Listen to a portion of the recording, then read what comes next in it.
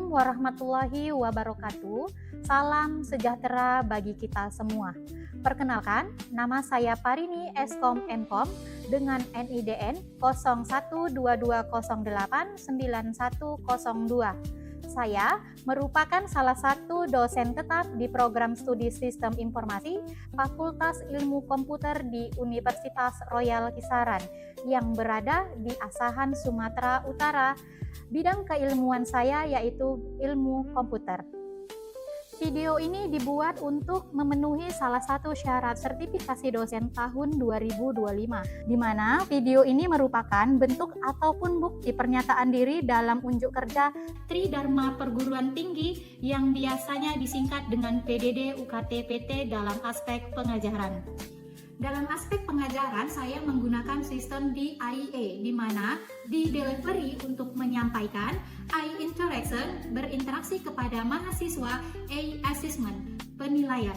Dalam aspek pengajaran ini, saya akan menjelaskan deskripsi mata kuliah pokok yang saya ampu, yaitu mata kuliah algoritma dan pemrograman dengan bobot 3 SKS yang terdapat di semester 2. Video ini nantinya akan berisikan beberapa bagian, yaitu video profil atau biodata diri saya sebagai dosen. Yang kedua, video pemaparan deskripsi diri mata kuliah pokok yang saya ampu, yaitu mata kuliah algoritma dan pemrograman.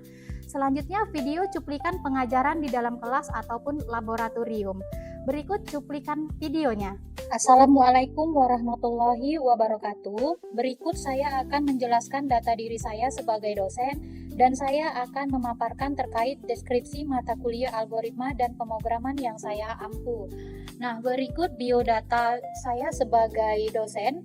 Nama Parini Eskom Enkom dengan NIDN 0122089102. Home base saya di Prodi Sistem Informasi Fakultas Ilmu Komputer Universitas Royal.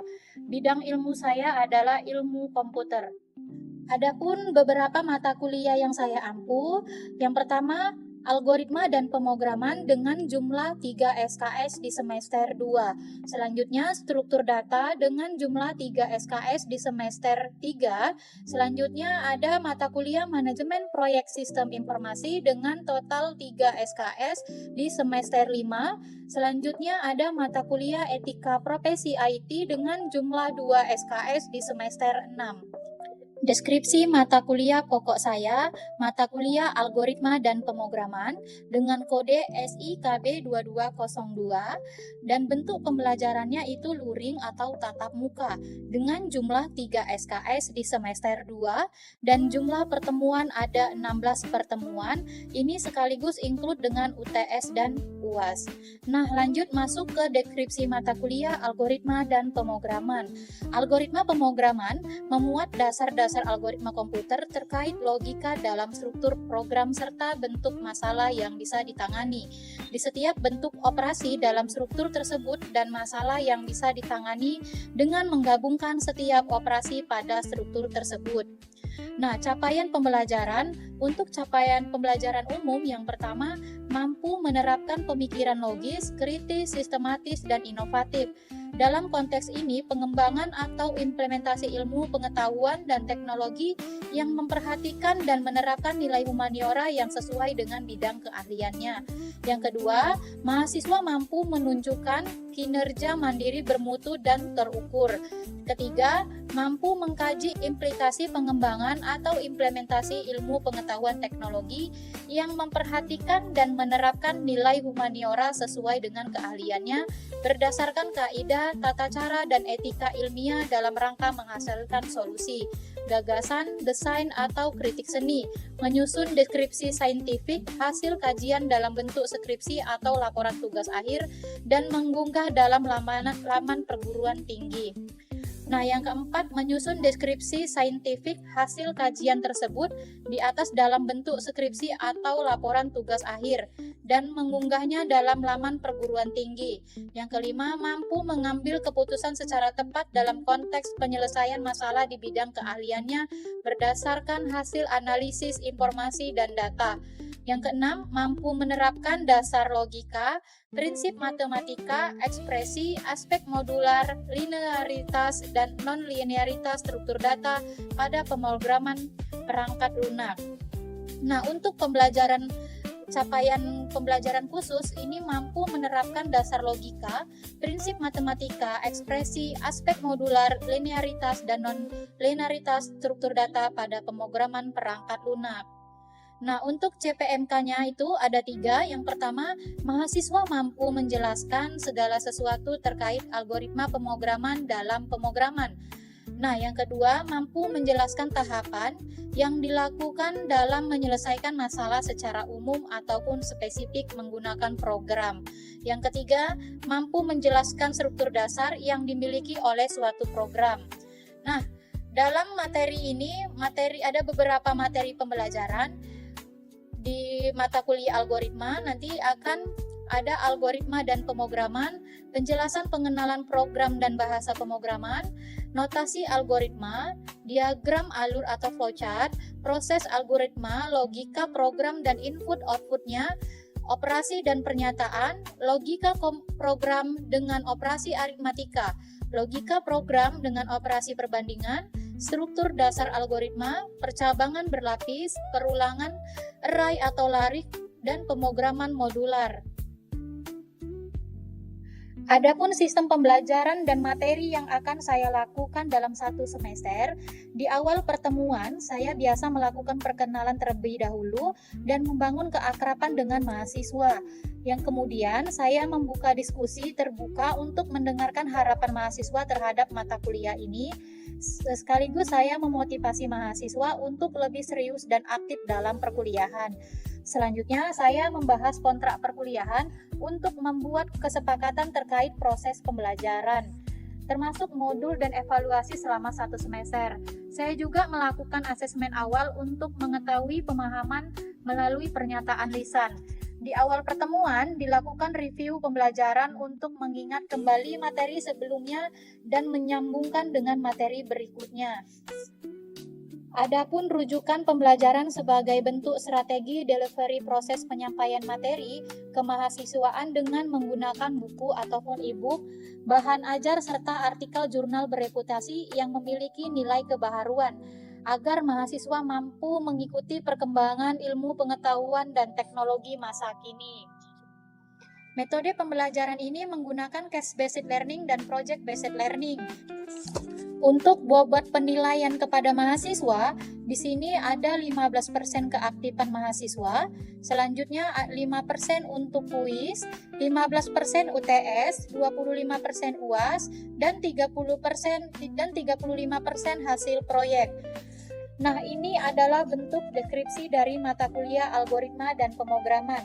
Berikutnya, video cuplikan untuk aspek pembelajaran di dalam kelas. Berikut cuplikan video. Warahmatullahi wabarakatuh. Waalaikumsalam warahmatullahi wabarakatuh. Semangat pagi semua. Selamat Ibu. Apa kabar? Baik. Alhamdulillah baik ya. Oke, baik, kita masuk ke pertemuan ketiga ya. Nah, sebelum masuk ke pertemuan, kita berdoa dulu. Doa dimulai.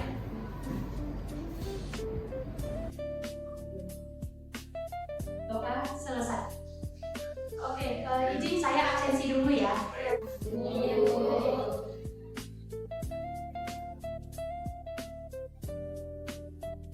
Azura Rizkia, hadir Bu. Cindy Saputri, hadir Bu. Juli Amanda, hadir Bu. Muhammad Taufik Rahman, hadir Bu. Mutia Rizky, hadir Bu. Nabila Alia, hadir Bu. Naila Artika, hadir Bu.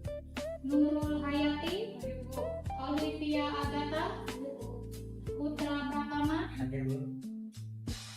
Saskia Ramadhani, Naisia Azahra, hadir Bu. Saki Hidayatullah, hadir Bu.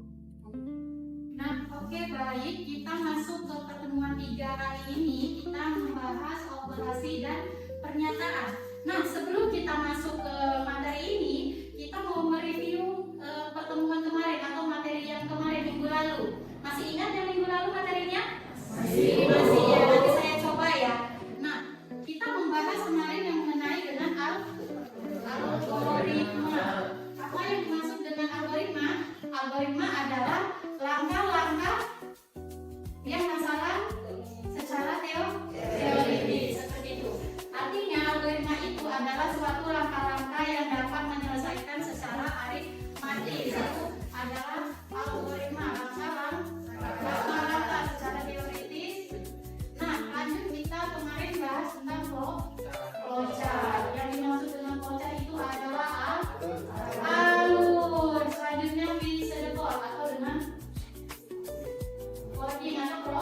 programnya ini data yang ada di sini maka dimasukkan ke dalam program untuk sistem penyelesaian di dalam basis data. Jadi artinya algoritma flowchart dan bisa dapat ini adalah berkesinambungan. Kalau dua algoritmanya itu adalah langkah-langkah suatu masalah, bisa masalahnya atau kita buat nih apa aja masalahnya. Lanjut kita buat flowchart alur dari masalah tersebut. Alurnya apa aja, misal seperti itu ya. Lanjut dari disedepannya. Nah, untuk disedepannya berarti alur dari sebuah masalah itu kita rancang lagi, kita masukkan ke dalam database seperti itu.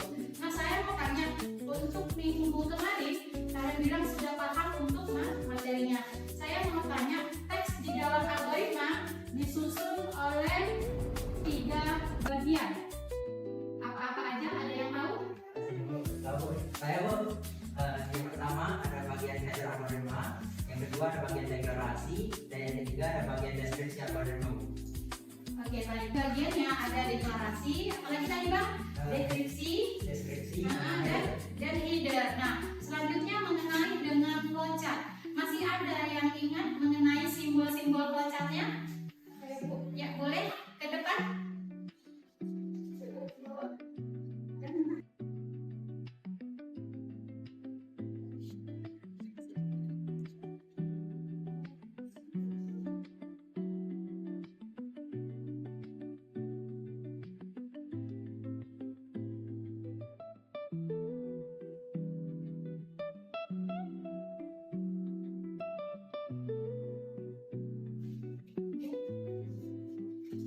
Oke, baik. Berarti sudah selesai ya. Boleh silakan dulu. Nah, ini teman kita sudah tulis mengenai tentang simbol-simbol untuk flowchart. Minggu kemarin ini sudah kita bahas mengenai flowchartnya ya. Nah, saya anggap minggu kemarin sudah bisa semua ya. Lanjut kita masuk ke materi saat ini yaitu operasi dan pernyataan. Nah, kalau kita bahas tentang operasi pernyataan berarti operasi itu beda dengan operator. Operasi atau operan. Operan itu apa? Merupakan nilai yang akan dioperasikan. Sementara kalau yang operator merupakan tanda operasi. Contohnya di dalam suatu pemrograman operasi dibuat dalam pernyataan. Contoh, -3 atau 3 ditambah 4. Seperti itu ya. Biasanya bisa saya buat di sini. A sama dengan 5, B sama dengan 10, A sama dengan B. A-nya berapa? A sama dengan berapa? Coba ulang lagi. A sama dengan 5, B sama dengan 10, A sama dengan B. A-nya berapa? 10. Berarti A-nya 10. Nah, logikanya di sini kita harus bermain logika. Seperti harus dipahami dulu. Kalau A sama dengan 5, B sama dengan 10, A sama dengan B, berarti A-nya sama dengan 10. Berarti B-nya berapa? B sama dengan B-nya tetap 10. Seperti itu. Oke, sudah paham? Oke, lanjut kita masuk ke materi operator. Nah, di sini ada bahas tentang operator. Nah, operator itu merupakan pembanding dua atau lebih nilai variabel yang telah didaftarkan. Nah, di dalam operator ada jenis-jenis operatornya lagi. Yang pertama itu ada operator aritmatik, ada operator pembanding, nanti ada namanya operator logika. Seperti itu ya. Nah, kita bahas mengenai operator aritmatik. Kalau sudah yang namanya aritmatik, berarti kita nggak jauh berbeda dengan kaitannya yang pertama penjumlahan, pengurangan, apa lagi? Pembagian, itu sama biasanya seperti itu. Nah, itu adalah coding algoritma. Biasanya di sini ada yang ditetapkan. Kalau kalian bisa flash itu ya seperti itu. Nah, itu ada keterangannya semuanya sudah lengkap. Nah, untuk operator pembanding berarti ada sama dengan, lebih dari, kurang dari, dan sebagainya seperti itu. Lanjut kita ke operator logika. Nah, kalau bicara tentang operator logika, namanya juga logika. Berarti kaitannya dengan benar atau salah. Logika berarti permasalahan. Benar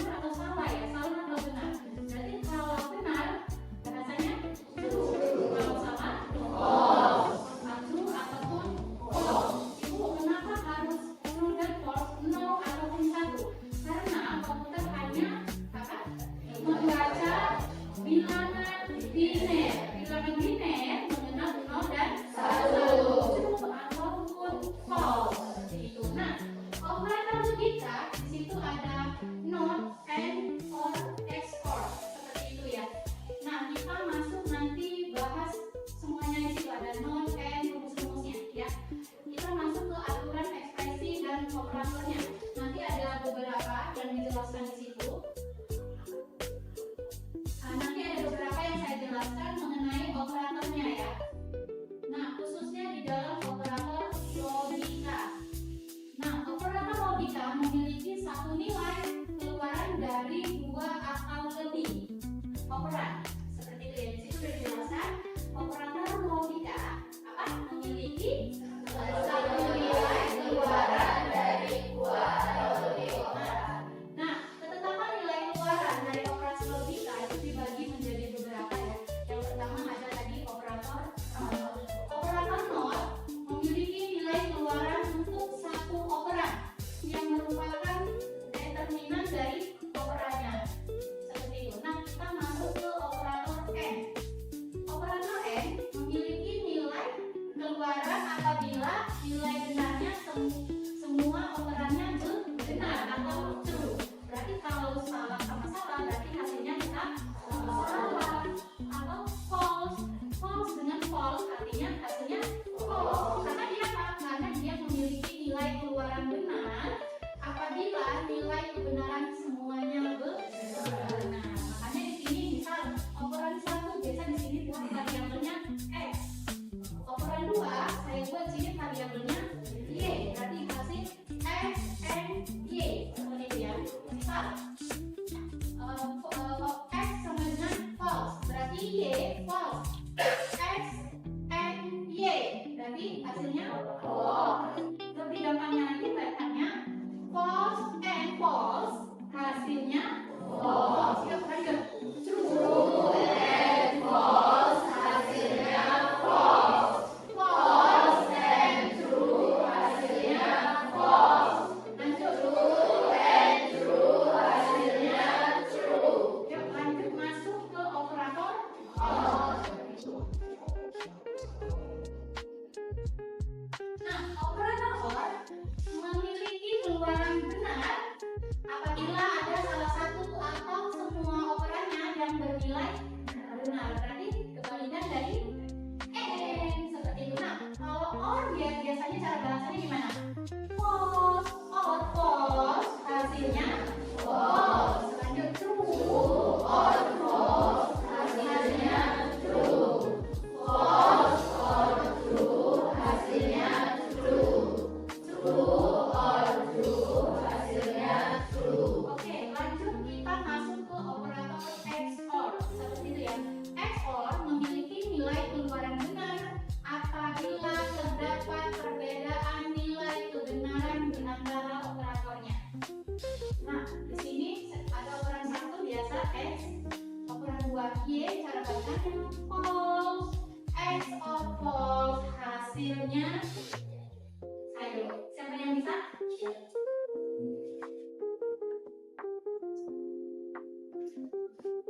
False. False X or false hasilnya seharusnya false. Ya, false. Lanjut.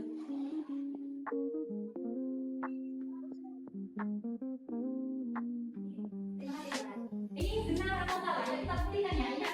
Tadi yang dikatakan operator X or adalah memiliki nilai keluaran benar apabila terdapat perbedaan nilai kebenaran di antara operannya yang kita buktikan. Berarti X apa? X or Y hasilnya hasil. Berarti false. X or false hasilnya false. Ya, benar ya. Selanjutnya true. X or false hasilnya true. Ya, benar. Lanjut.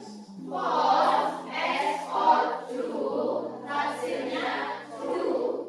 Lanjut. True. X or true hasilnya false. Ya, benar. Pertanyaan. Oke, baik, kita lanjut ke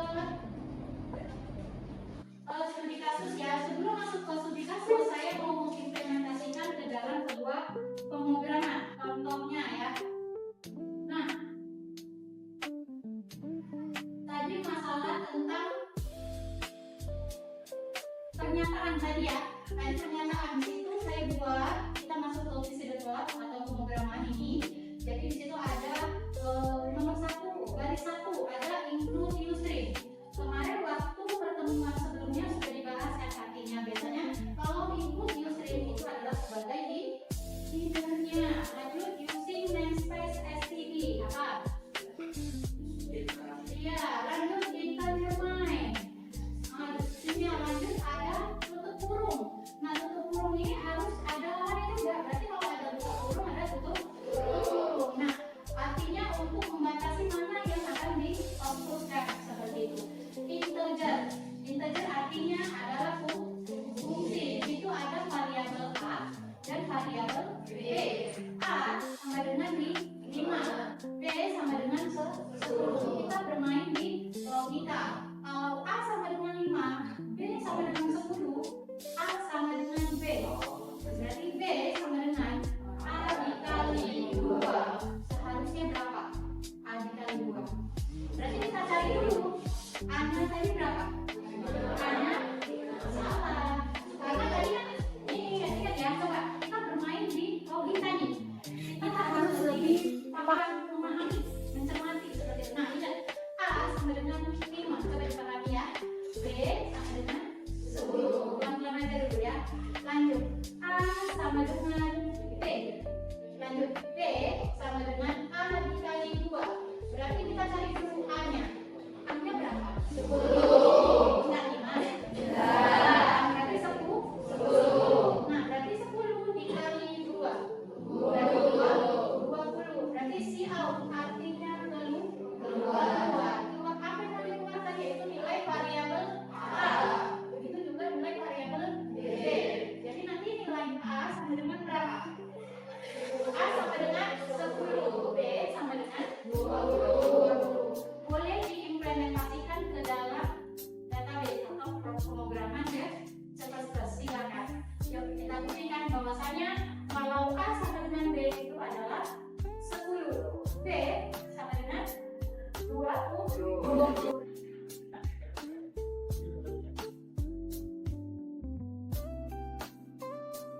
Cari luas berarti integer alas kan tinggi.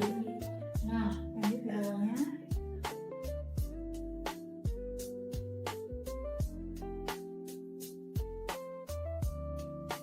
Oke, baik. Sudah kita jalan semua. Berarti nanti kalau tinggal akhiratkan, tadi sesuai ya. Berarti nilai A-nya sama dengan 10, B-nya sama dengan 20. Ada yang nggak jalan di sini? Programnya udah jalan semua programnya. Oke, jalan kita lanjut. Oke, kita masuk ke operator aritmatis. Nah, untuk operator aritmatis di situ kita menggunakan integer, variabelnya A sama dengan 10, B sama dengan 2 untuk mendeklarasikan variabel A dan B. Nah, karena berhubungan dengan aritmatis tetap dengan artinya semua sih ada penjumlahan, pengurangan, peralihan seperti itu. Misal A ditambah B berarti tadi A-nya 10, B-nya 2 berarti A ditambah 2 artinya 12. Ini kalau saya jalankan seperti ini ya. Nah, ini tadi berarti A tambah B sama dengan 12. Kalau A dikurang B sama dengan 8. A dikali B 20. A dibagi B 5. Seperti itu. Boleh diimplementasikan di komputernya masing-masing.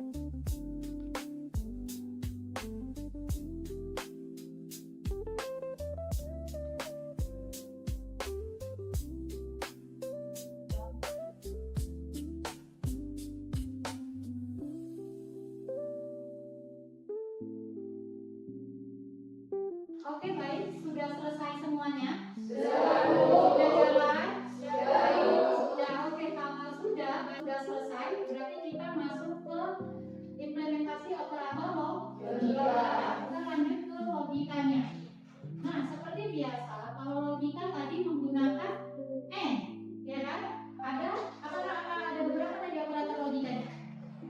Ada AND, OR, AND, OR. Berarti kalau AND dia tanda sama ini ya, dan ya, AND dan ya bahasa Indonesia. Kalau nanti pakai OR berarti dia pakai slash D-nya.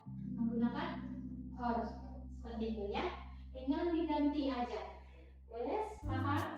Silahkan dicoba di komputernya.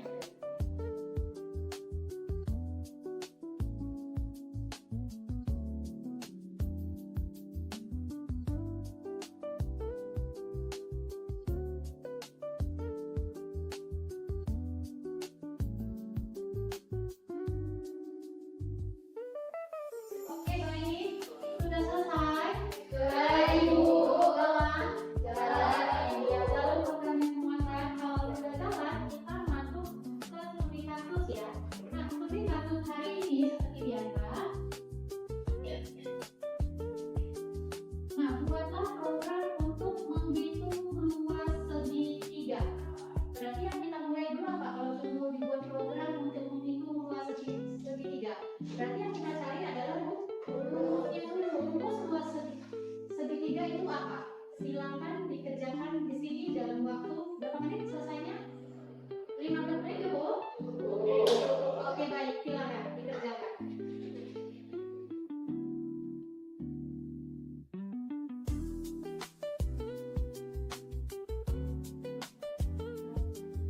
Berarti saya dikurang.